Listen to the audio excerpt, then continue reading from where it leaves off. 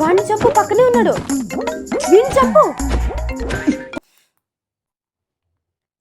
వీడేంటి ఇప్పుడు ఫోన్ చేస్తున్నాడు? ప్రశాంతంగా గేమ్ కూడా ఆడుకునేవాడు. హలో, హలో, ఏం చెప్పరా? వస్తే ఎగ్జామ్ టైం టేబుల్ వచ్చింది. అయితే ఇప్పుడు ఏం చేద్దాం? ఏం చేయడం అంటే చదువుకోవా? ఎగ్జామ్స్ ఎప్పటి నుంచి? ఇంకా 10 days లో స్టార్ట్ అవుతాయి. ఇంకా 10 days ఉన్నాయి కదా, చదువుదాంలే.